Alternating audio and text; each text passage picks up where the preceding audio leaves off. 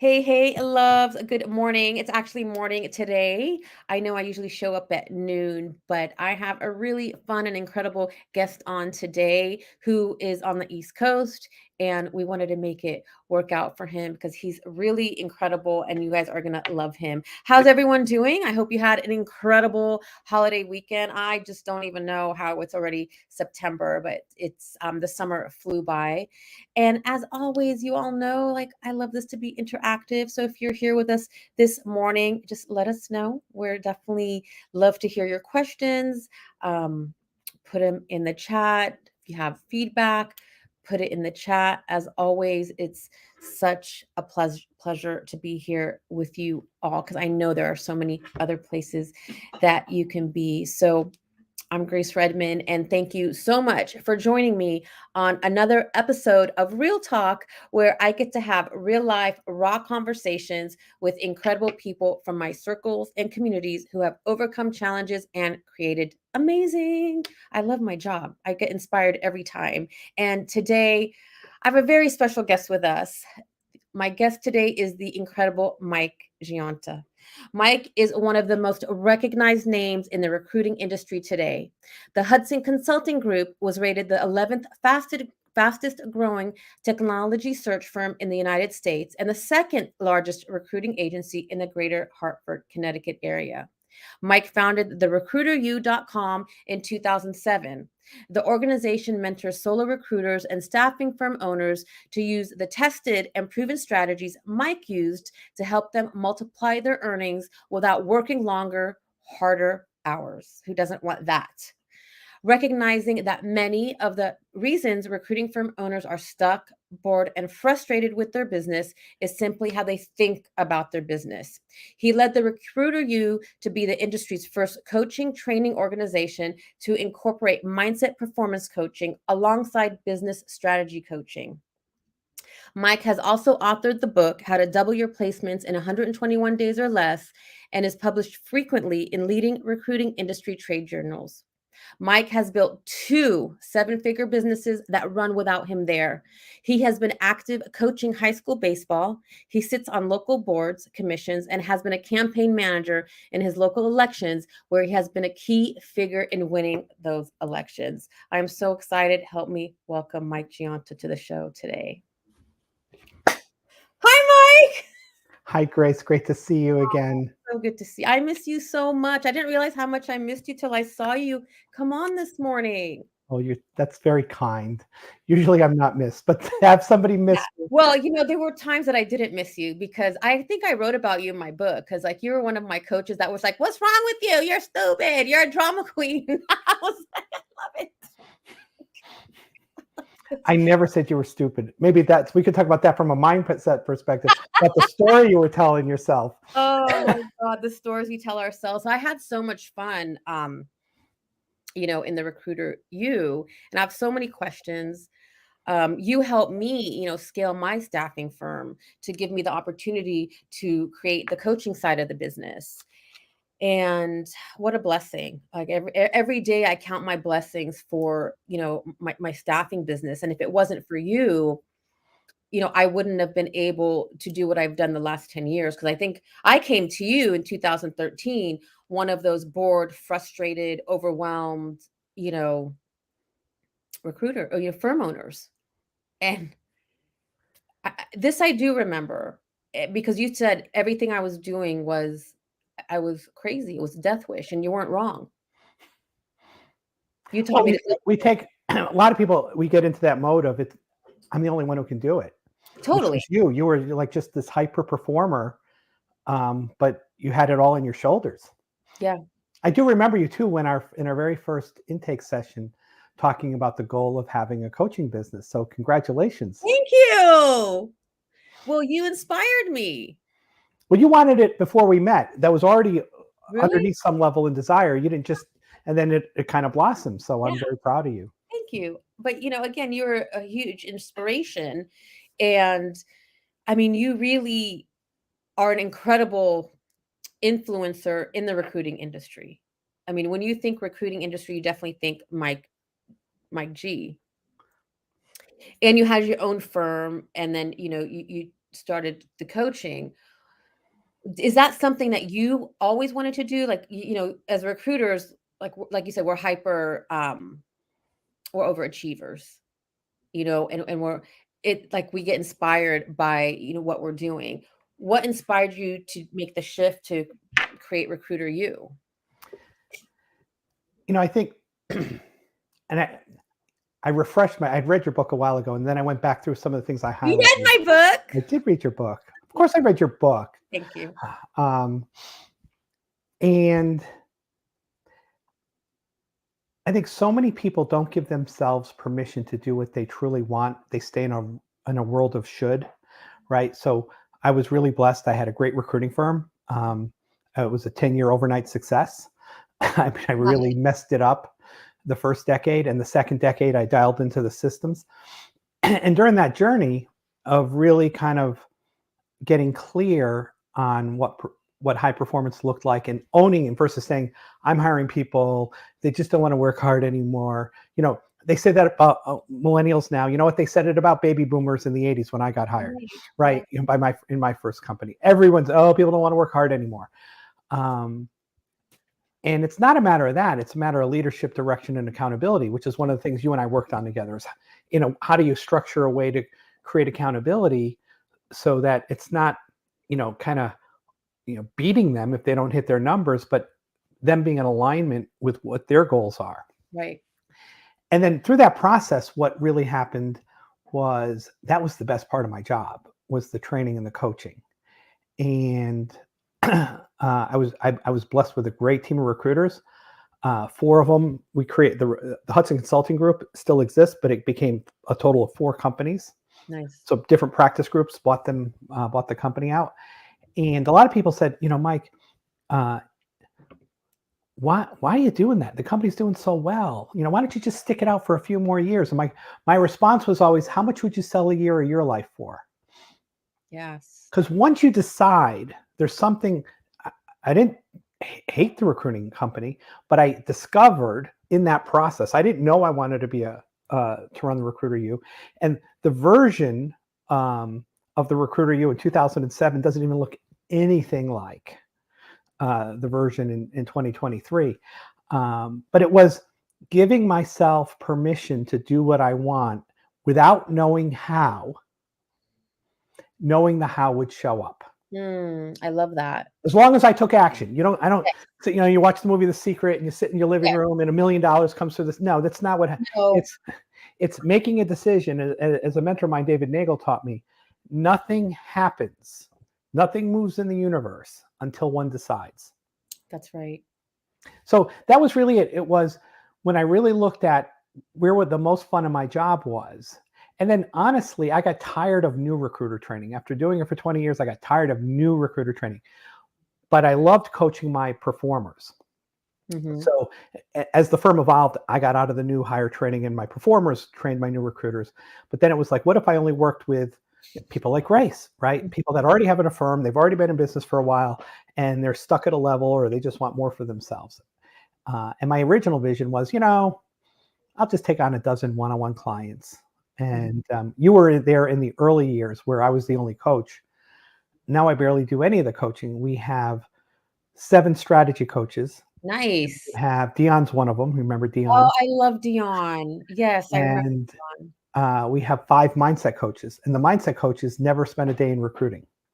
Because what we realized in our program was certain clients could get great results just on strategy coaching alone. Yes. But a lot of people got stuck and got in their own way. And a lot of that you wrote about in your book, right? Is just different belief systems that come from when you're a kid. And what if I bother somebody when I make a marketing call? And it was all head stuff.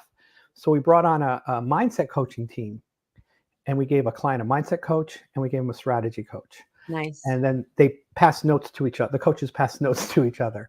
I love that. That was a game changer. That was a game changer. I can feel it. That sounds like a game changer. And even when I was in the group, you were our main coach, but we've learned so much from, the owners around us. So and it was empowering and powerful. So I can only imagine what it's like now, and how incredible how it how things evolve.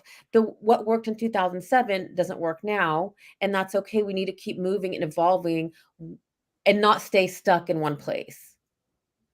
When you stay in the same place, I don't know if you're I know you're a lot like me, having known you so long, Grace. You do the same thing and you get excellent at it, and then it's boring, Yes. Yes. right? And And yes, and it's not that you don't like it or you don't enjoy it, and I'm also at a place where I'm leveling up my coaching practice, and it's not that I haven't enjoyed the last 7 years. I'm ready to level up like you did in the Recruiter U to something different. That's all. To yeah, challenge myself. I remember when I was at a pivot point where I was still the only coach, and I was sitting down in a one-day consulting day with, and again, I use his name a lot because he's been such a huge influence. A guy named David Nagel wrote a great book, Millions Within, and he looked at me, and I'm like, for me to go any further was I could no longer rely on Mike. I'd already done this in my other business, but I was scared to death to do it in this business because I had this illusion of grandeur that people hired Mike. Found out they didn't. Um, Yes, they we hired do. they hired version 2.0 of themselves that they couldn't get to on their own, right? And I remember him saying, I was like, the thought of delegating coaching to someone else was terrifying. And then even the sales process, again, I had done it before, but for whatever reason, I had this block. And I go, when can I just be comfortable, David? And he goes, never. He goes, to live a long, this is what his mentor was Bob Proctor. He goes, what Bob taught me, which I've come to believe and know is the truth, is to live a long, fulfilling, challenging life. One has to become comfortable with the concept of always being uncomfortable. I just got the chills because I was talking about that the other day, and I wrote out a Bob Proctor quote, and I left it on my desk, and I've been experimenting with my own life, and I've realized I don't wanna be comfortable because when I'm comfortable, I'm bored, and I don't feel fulfilled. And this is why I wanna stay challenged, and you just, validated, something so important to me, and that's what it's about, continuing to move forward and grow and expand. Yeah, you're great at this and you're great at that, but then that gets boring. Yeah, the thing you think about that was, think about it when you first started your coaching business. Every time you got a new client, it was like a huge dopamine. And then, no disrespect to any current client, but if it's just about getting another client, well, I've been there, done that. And so for me, it's always, for me, the question I always ask is, how do we get our clients better results? How do we get our clients better results? Yes. How do we get our clients better results? Um, and that's where we added the mindset team, where we added, where we tweaked the program. Um, and it seems like the more I've gotten out of coaching, the higher our retention rates are. So I'm not Oh, excited. silly. Um, but it is that, in that concept, what happened in that moment, Grace, was he made being uncomfortable normal. Mhm. Comfort is not something you aspire to. That doesn't mean while you're being uncomfortable, there's not joy, that you're not just in gratitude Totally, and you're not living an amazing life. But totally. it's just like another mentor of mine said, it's like you're leaning on the edge of a building looking over, knowing that you're safe, but you have that little bit of a feeling of I might fall. Well, it's also a dopamine rush. Hmm. And for me to having something to strive to build, to create, it inspires me and it gives me that dopamine rush. Like I want to get up every morning because I want to create. What am I going to do today? And yeah, there's some things that are challenging, but now I look at it in a different, well, like you talked about, it's the mindset. It's how we Think about it. think. If you did any one thing for a few weeks as an experiment in your coaching business, no one's going to die. No. You're I've not been going to go experimenting. bankrupt. I've You're been not going to go. experimenting. Yeah, no one's gonna I've been experimenting with my life and business the last few years. No one died. No one went bankrupt. Maybe I pissed off a few people, but, you know If you're not breaking things, you're not trying hard enough. right, right, and that's what I appreciate. So going back, we were talking about before we went live is, now there's so many, individuals talking about building seven-figure businesses, and there's a lot of internet, and nothing against it. I think it's great, it's inspiring. So many coaches on social media, and I witnessed you grow your company without utilizing much social media.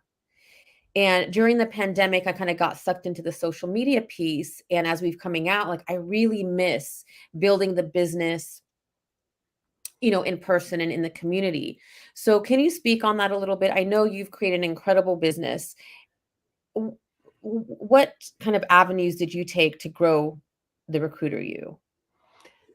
And the whole thing, and again, I was taught this. I think a lot of is you offer incredible value for free. Hmm. It's kind of just a way to sum it up, and that you can do that through a variety of media, right? So originally, I had spoke. I remember I was a franchise owner in Management Recruiters, which had probably they were the largest franchise of recruiting companies, but all of them combined were less than 2% market share in the recruitment space. So I was a I was known in a very small pound, and the only conferences in recruiting I'd ever gone to up until I started my coaching business were internal MRI conferences. They ran enough. Hmm. So I Oh, never went to NAPS conferences. I never went. I never went to associations. So the 98%, nobody knew who Mike was when I put myself out there, and so I started going to conferences, and I'd give like a giveaway, and I'd collect business cards and say, "I'm going to put you on my e-zine back then." Yes, I remember that. E-zine, and that was really where early on a number of my clients came from. Uh, and I would do some joint marketing with people that weren't competitors of mine. I would say, I'll do a free teleseminar webinar to your list if I get the registrations. So I was able to add value to their client base. They weren't trainers, but like CRM, recruiting ATS systems, or uh, payroll service systems, people that we could partner with that there was actually no threat. And I built my list that way. And then one of the big ones was I saw somebody else do this, and I actually hired somebody to. We ran, if you remember, the telesummits. I remember the telesummits. So I got 9 or 10 other recruiting Hmm. industry trainers. It was a win-win for everybody. To speak at my event, they had to promote it to their list at least 3 times. We did the email copy for them, and I would add thousands of people to that event. We did the event for free. We charged, I know, maybe $100 for them to get the recordings. But then I could, after the event, I could follow up market. Yes. That's probably one of the ways. I never sold anything. I didn't say like, go here, $197, buy my video. It Right. No, you was didn't. it was just articles, how to, how to, how to, Mhm. how to, and I remember that. some people would just reply, "How do I work with you?" And then a lot of times, once every month or two, I would run a webinar or a teleseminar back then, and it would offer something. I would offer a great training for free, and at the end, I would say, "Here's how to work with us." And that's how I built it. It's amazing. I mean, you had funnels before there were funnels. So it was there was I didn't invent anything. I'm lazy that way, Grace. Me I too. I pay people who've been successful at something, and then I say, "Tell me how you did it." And you taught me that. You taught me that. And so I'm getting emotional. I'm so grateful to you for so many reasons, because we worked together over 10 years ago, and I worked with you for a period of years. I wouldn't be where I am today if it wasn't for the work that I did with you upfront. And I did. I had coaches my entire career. However, you were a game changer, because you taught me, put the systems in place. You should see our systems now. You taught me to delegate. You taught me to, hire people outside of my firm to help with things, help hire people in my home to help with things, because we can't do it all. And to get to where I wanted to go, where I am today, I would never have been able to do it without your direction. And so Mike G is an incredible coach. So if you're watching this and you're a recruiter, which I know our industry is so tough, he will definitely get you where you need to go. And I was resistant too at that time, and I still got to where I needed to go. You weren't that. One, you were when you I still remember when you and I talked, because I don't remember everything we talked about. I remember you saying eventually I want to be a coach. That was one thing. And I That's remember just thinking, this woman's going to kick ass. Oh, thank you. And you did. Now, and then we did. We got you through those hurdles. Yeah, you But did. you implement, to your credit, you implement. I did. I did. And that's what's helped me again, I have an incredible team. It took me, I had a great team for 12 years. And then after, the 2008 downturn, obviously that team dissolved. And then I had to start again. And it took me a good probably 7 years to get another solid team in place. But what I learned through those years was invaluable.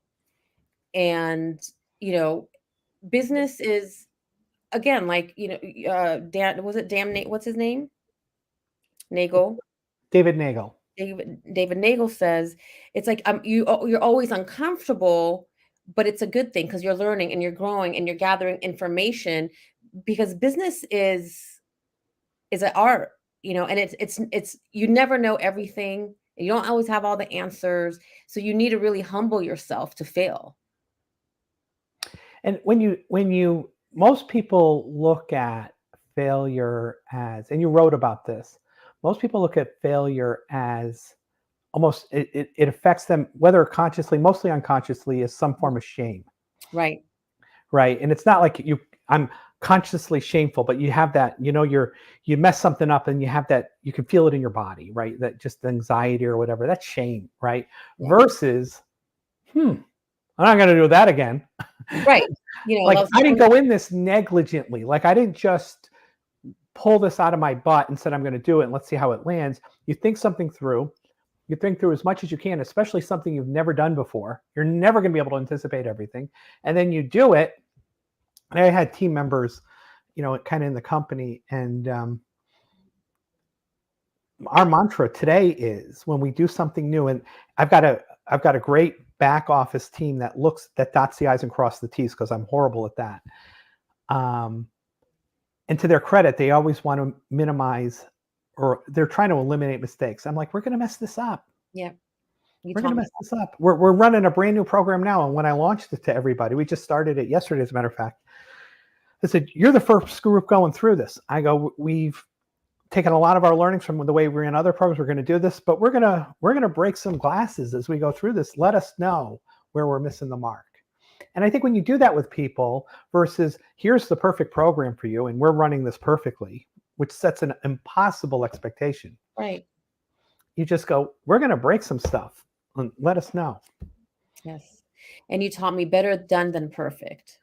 Done is better than perfect. Yes. And I'm all over that these days. I'm like, I know it's not perfect. And I've had to work with people that were very, perfectionists, and I like it's okay. We're gonna screw up. It doesn't matter. We're gonna learn. And people like to see our human side. We're human. We all fail. It's like it's okay. If you're not failing, you're not growing. Right. If you're not feeling, you're not growing. So I want to talk to you about something, like you said, you knew that you couldn't just run Recruiter U on your own, and you had to step out and hire other coaches. And that was like really difficult. How did that process evolve for you? And then how did you finally take the step to bring other coaches in? So, it was actually in that meeting where I was just talking about a little bit ago, where I hired David and his CEO at the time, Steph Tuss. You hire him for a day of consulting, right? A sizable investment, but I'm like, you know what? These guys built a multi-7-figure coaching company, and they've got a lot of loyalty with their clients. They get great results. They have the systems and the structure, and he knows how to help me get over my stinking thinking, right? So it was that kind of combination. And I remember you kind of hit a point where, to answer your question specifically, I had plateaued, and I was on a plateau, revenue-wise, technique-wise, ability-wise, a year or two. So plateaus are fun to rest on. It's, nothing is straight up. Mountain climbers, sit down on the side of the mountain, pull out of water, and enjoy the view. So it's not like, I don't want to confuse this with just constant striving. I love that. What happens is we all know, because we've all been on plateaus, the end of the plateau is when you're going, I'm really rested. I just don't know what to do next. Like, I Yes. don't know what the next direction is. It's, if you had it, you would do it. And that was, you've been coached a lot. I've been coached a lot. That's the beauty of having mentors or coaches, is they see things through a prism you can't see them through, right? Because right now, like, everyone watching can see my left hand except for me. What, my right hand, probably better, right? Um, right. That's your blind spot, right? Mhm. No matter what I do, if I turn my head, it's still a blind spot. I love that. And what happened during that meeting is we had that conversation, and he goes, and this is the most difficult question we all have to answer is, what do you want? Mhm. Right? What do you want? And he like poked me a couple times, and I go, I want a coaching company that runs without me. And the reason I had trouble saying with it is, when it came out of my mouth, I didn't think it was possible. Mm. So I thought it was unrealistic. And he said, what does that look like? And I started, I'd have other coaches. I'd have someone, I'd have a sales team. I'd have people doing this. What would you be doing when you liberated all the time? I would be doing this, this, and this. I actually had inside of me the elements, not all of it, of what I wanted to do. And then and I knew this was the hardest question. He goes, how bad do you want that? Mm. And I go, you know what, talking about it, I really want that. I've decided I want that. He goes, okay, what you're going to do is, after we're done today, you're going to talk to Steph. You're going to give her $100,000, and we're going to work with you all year, and you'll get that result. And so to a lot of, that was really scary. I don't care if you have $1 billion in the bank, like 100 Right. grand. 100 grand to That invest was in, yeah, that's scary. that's August 2016, and by January 2017, based on the work I did and the things we put in place, one, I had 2 coaches, I had a salesperson in place, and we generated $263,000 in revenue for whatever that 4 or 5 months that was. And I've been using that ever, for the year since then. So But you made your investment back and then some in less than 6 months, hiring your own coach. and then he got me into the seminar business and running 2-day events to get clients. That was pre-COVID. Mhm, mhm. Um, and we'd run 4 or 5 of those. That's how we got our clients. Now we stepped it up a level. We ran an in-person training event, and we keep me, metrics, right? So if we get 50 people in the room, we'd get 12 clients. 25% of the attendees Oh, would wow. become clients, That's right? incredible, 25%. And then the 75% that left thought it was an amazing training. So they can't go to an event, right, and go, all they did for 2 days was sell me on the coaching program. Mhm, mhm. No. You never sell, really. You're just you're sharing. I mean, what I remember was you shared, and then at the end, it was just like, "If you're interested, holler." And then, we had something really specific. We gave them an incentive to sign up while they were there. But it was that teaching, right? And it was, I think, knowing I had somebody to help me, and that, because it was really more scary than the money was the letting go, Letting go of, sales and coaching.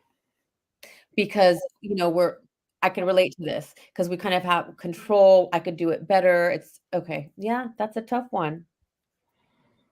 And you have to, you know, if I was the only, if I never hired a salesperson, would I have closed more sales? Probably, but I wouldn't have the time to been on the calls with as many people, right? So it's that Right. I might be a better today, not today. I just competed with my salesperson last week. We had a sprint to see who could bring in the most clients in a week for our new program, and she beat me. I love it. I love it. And was it just through email marketing? What did you use? So, um, our uh, head mindset coach, we ran an event, Money Mindset for Recruiters, at the end of August.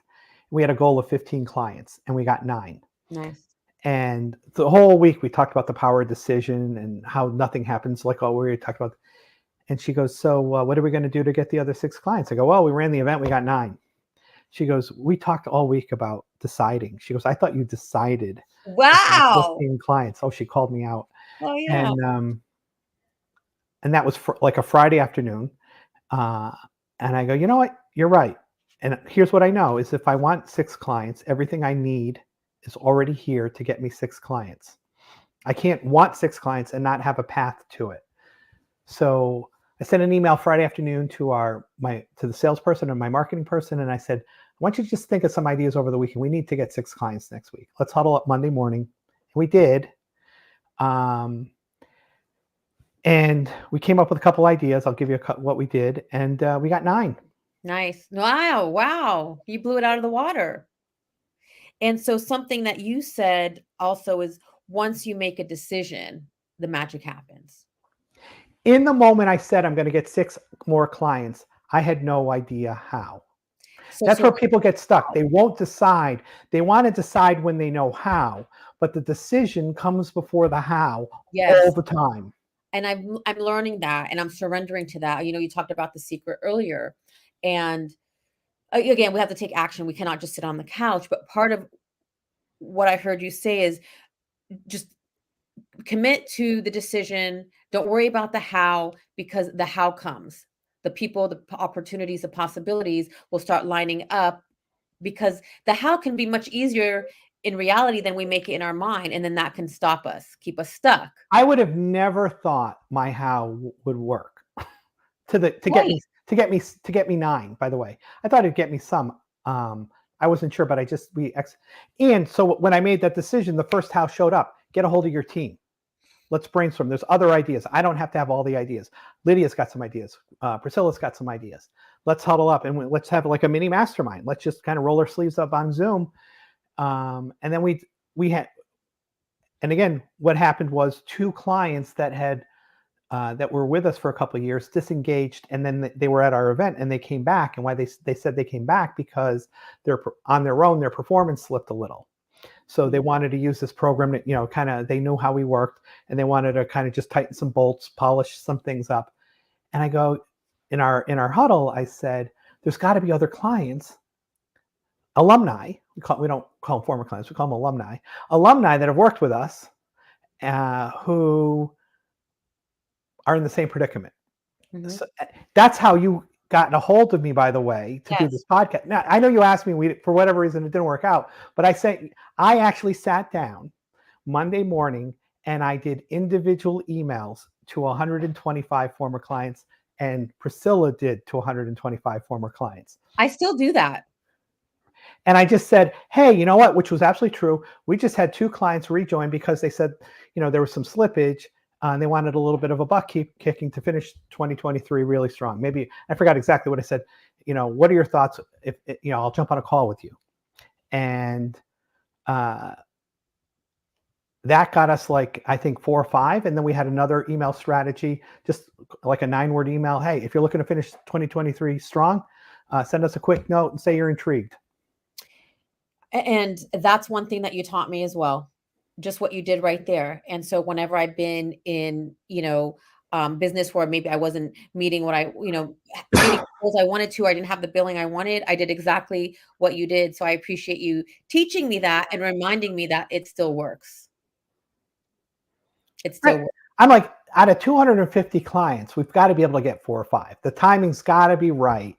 It's never right for, with just like in recruiting, like in any sales business, most no's are no, not now.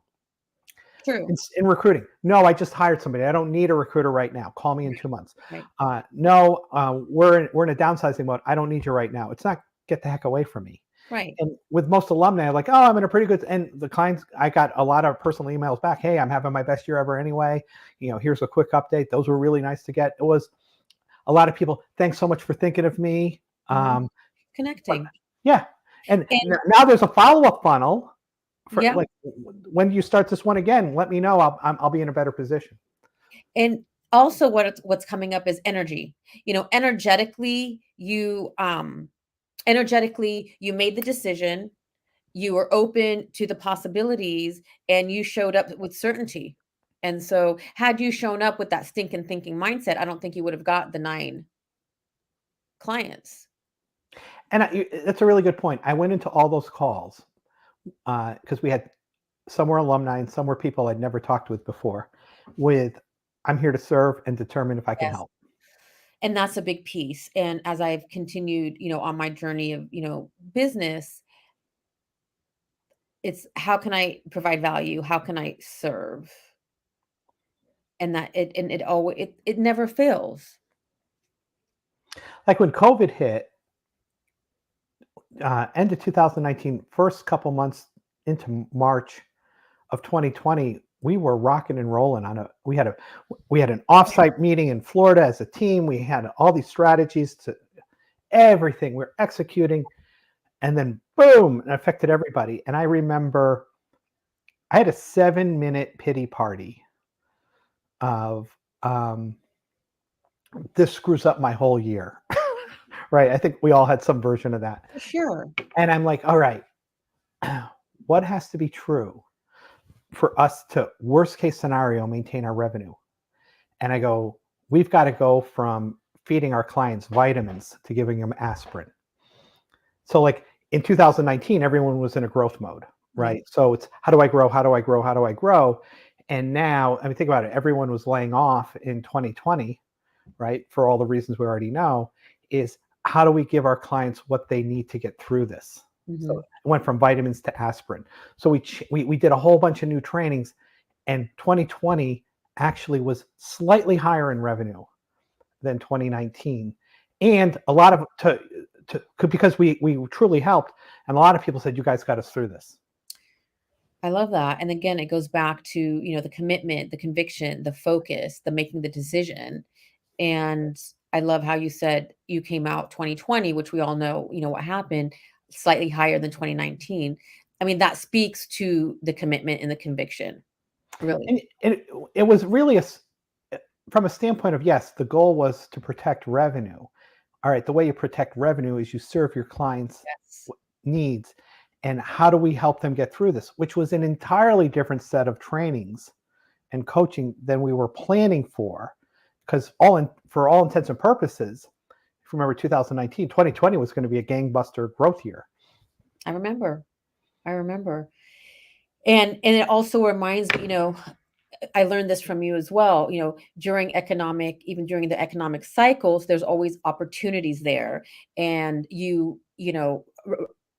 helping me get through those, I also made it through, 4 or 5 economic crises, cycles, the pandemic, and what we're going, through now because of the mindset of the conviction. How can we serve in a different way? And so I appreciate you teaching me that. And you wrote about this in your book about gratitude. I remember one of the things I did in March 2020 was I anchored into, I'm truly grateful for all the clients this is before I helped anybody. Grateful in advance for the outcome that you want. Not Yeah. not only after, right? I can be grateful for this great result. I can be grateful for my great team and what they did for me today, yesterday, the week before. You can also be grateful for the outcome you want in advance of you having it. Yes. Because your brain does not know the difference between what is real and what is imagined. It doesn't. And And I do you that. use the key term, energy. Yes. Yes, yes, yes, and I do the Joe Dispenza, meditation every morning, and I visualize, different areas of my life and what it's gonna look like and what it feels like, and I ha it hasn't failed me yet. I think sometimes I get to that plateau where I'm not sure what I want, and I allow myself to be there because like you said, we don't have to constantly be going. And I've been, there just thinking, okay, what do I want? How do I want it to look? I have been in places where I don't have clarity, but just staying present and being gratitude slowly has helped me gain that clarity because we don't need to know everything in the moment. Like it's okay not to know what we want. I know how I want to feel. I don't know what it looks like. But you used this term a little bit ago. You just surrender to it. I do I don't exactly. always, most of the time, I don't have clarity. I surrender, and that's been my experiment the last few years. So, what's something that you viewed as a door closing in your face initially that really ended up being just a blessing, leading you to incredible opportunity? There's been a bunch. I think one of the biggest ones in my recruiting firm, I remember, was 1998. This is version 1.0 of Mike. If you knew how I ran my business then, you would have never hired me. Uh, Nobody would have, by the way. Uh, and I had 4 people working for me. I lost 2 big clients, and I had 3 performers walk out the door, and they Mm. all, in Ah, one way, shape, or form, said, "You're not really bringing a lot of value," and they were right. It was instead of me going, "Well, they were disloyal or they're a bad person," they were good people, and a couple of them in particular were phenomenal. And it was just I stopped providing value, and this was so you lose most of your team in 3 or 4 months. I have one new guy sitting there, and I'm wondering, this guy's got to be shell shocked. What did I get myself into? Um, and I remember I had the false belief of, oh my God, I've been in business 8 years and I have nothing to show for it. No, I already knew how to be a recruiter. I was already successful at a desk level. I was not successful as an owner. And and I sat down, I kind of journaled, here's all the areas I messed up, knowing what I know now, which is I get to know what I know now. When I hire people, how will I do it differently? And then I got much better. I didn't nail it. And then I got much better, but I didn't have that door slamming me in the face again on the employee side. Um, I think in the coaching business, when COVID hit, and I'm like, we get all our new clients from in-person events. We had booked 6 hotels, which obviously we got out of those contracts, but that was our funnel. And then how do we replicate what we did in person on Zoom?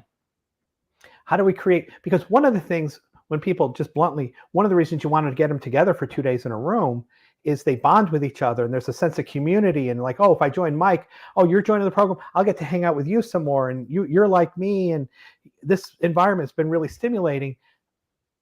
And that's with people having drinks after hours, having dinner together, lunches together. And all that went away in a day, right? That all went away in a day. And thank God in some ways, because now we get all our clients on virtual events. We're not packing bags. We're not going over the country. We're not convincing people to jump on a plane, sleep on other people's dead skin for 2 days in a hotel. Like,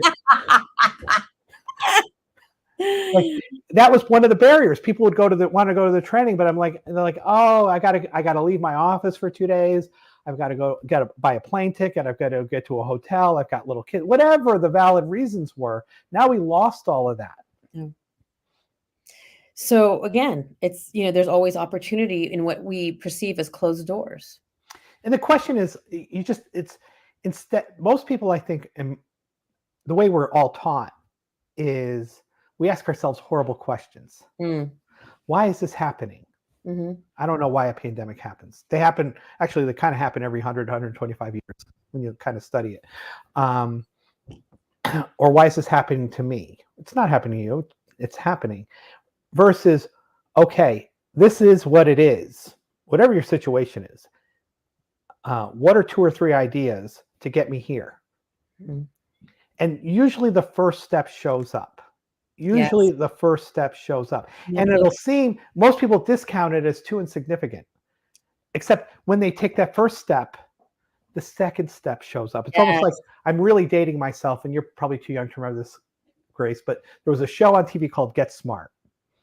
And he walked down a hall, and every time he walked another 10 feet, another set of doors opened, without him opening the doors. There was obviously some scanner. And people are like, I'm standing here, I'm see 2 closed doors, walk toward the doors, but they're closed, walk toward the doors. No, I'm not walking, just walk toward the door. Yeah. They opened. Yes, I love that. Just keep moving forward. Just keep walking and the doors will open. Yes. We take you down paths you won't anticipate, usually better than the ones you anticipated. And sometimes we all go down dead ends, but we go like, oh, I was on the right path. I've successfully identified versus not I failed. I successfully identified that's not a path I want to go down. So I back up a little bit and I keep going down. Yes, yes. And I can vouch for that. My life today, even though I've been through challenges, is greater than I ever could have imagined it. And I know there's just more to come. I keep that mindset and I keep walking towards those closed doors. And like you said, step by step, they open, the right people and possibilities pop in, like you today for me. So I appreciate that. Great reunion, Grace. No, another mentor, because I'm one of the most overcoached human beings on the world. That's because I'm so dysfunctional. A guy named Dean Sullivan. I think today he's 77 or 78, but when he was around 75, and I was one of his workshops, I remember, I'll never forget this. This is a 75-year-old guy, doesn't have to work another day in his life, and can live and travel abundantly with his wife and partner. Um, but he's like, I'm never retiring because I did. He goes, one doesn't retire from that which one loves. Yes. He goes, are you going to retire from taking vacations? Right? Are you going to retire from spending time with your family?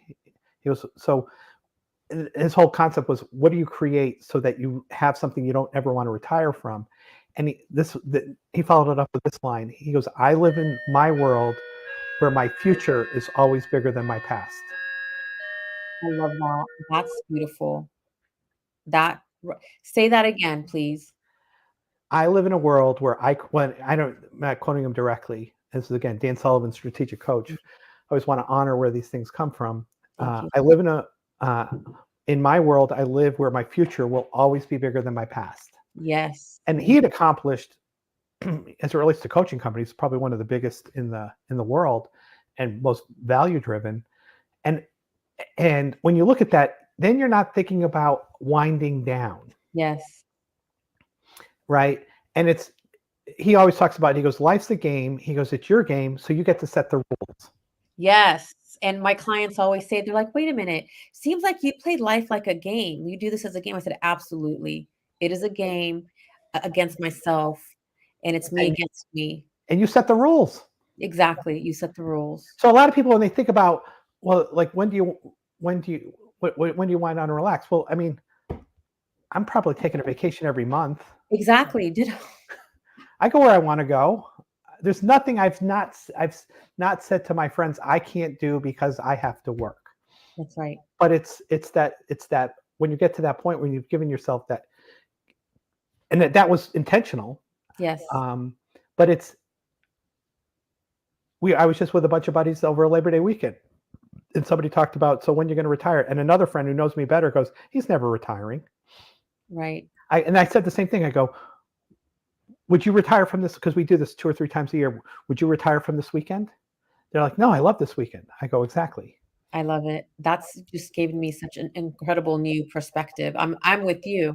I want to continue to do what I'm doing today in greater ways, and I'm open to expand and grow. And it's been such a gift to have you here with me today. Thank you for joining me. I know you're super busy.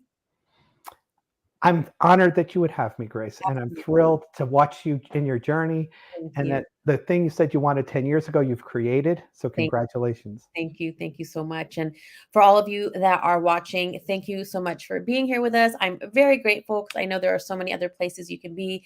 And if you're watching the replay and you have questions, please don't hesitate to put your questions in. Mike or I will definitely get back to you. One And more thing I want to say. Most yes. people won't know about Grace. When you look at her, you would not think she's one of the world's greatest rib chefs. Ah, thank you, Mike. We were talking, I forgot, you and I were debating on ribs or something. You're like, I'll beat them. And I was in business in San Francisco. You had me with your family in your house, and Yeah. she made me a rib dinner that was absolutely amazing. Thank you. Oh, and I'll do it again. Whenever you're in town, just holler. I will make you the ribs and the cornbread and the mac and cheese all I over got again. the cornbread. Oh, yeah. No, you're amazing. But stay with me. Thank you, everyone, for joining us. I'm, like I said, super grateful. Have an incredible week. And if you have any questions, let us know. I'm also going to have Mike's information, in at the end of the show. That way they can get in touch with you if someone's watching and they're in the staffing industry, they can, reach out to you. Thank you. All right. All right, everyone. Have a great afternoon and hang on with me, Mike. See you guys.